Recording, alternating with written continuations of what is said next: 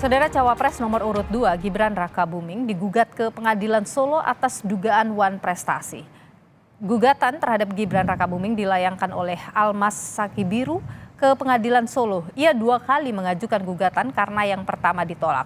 Dalam tuntutannya, Gibran diminta membayar 10 juta rupiah dan berterima kasih di depan media lokal dan nasional atas judicial review Almas yang dikabulkan MK dan menjadi jalan bagi Gibran untuk maju di Pilpres.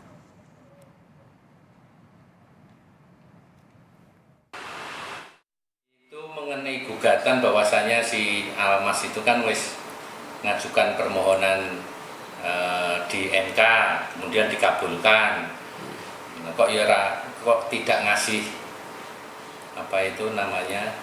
tidak ngasih ucapan terima kasih kalau tidak salah yang seperti kita baca di dalam gugatannya yang sudah diupload di SIPP itu tadi. Nah, mengenai tindak lanjutnya benar tidaknya yaitu nanti tunggu persidangan.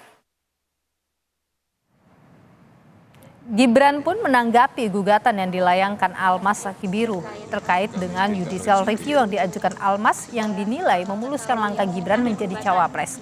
Gibran akan menindaklanjuti soal gugatan wan prestasi tersebut.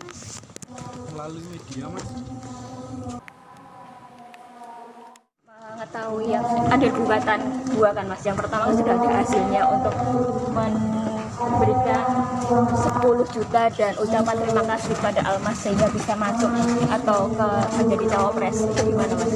Ya nanti kami tindak lanjuti ya.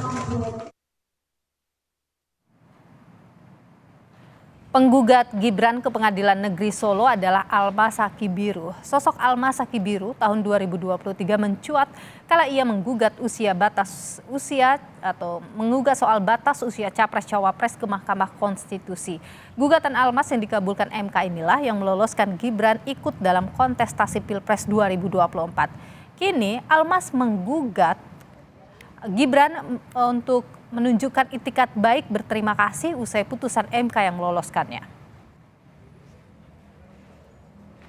Informasi lebih lengkap soal Gibran digugat, saudara, kita tanyakan pada jurnalis Kompas TV, ada Widi Nugroho. Widi, selamat sore. Jadi apa sebenarnya menjadi alasan Almas ini menggugat Gibran?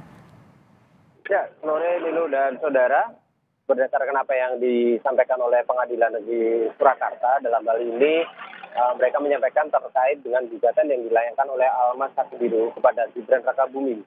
Awalnya adalah soal judicial review yang dilayangkan oleh Almas Sakibiru yang dinilai memuluskan jalan Gibran menjadi calon wakil presiden seperti sekarang ini. Namun dalam kurun waktu yang sudah berjalan, Almas tidak merasa ada itikat baik atau itikat untuk berterima kasih dari Gibran sendiri kepada dirinya sebagai orang yang mengajukan judicial review ke MK sehingga dirinya bisa menjadi calon wakil presiden. Dari situlah kemudian Almas melayangkan gugatan yang pertama pada tanggal 22 Januari lalu.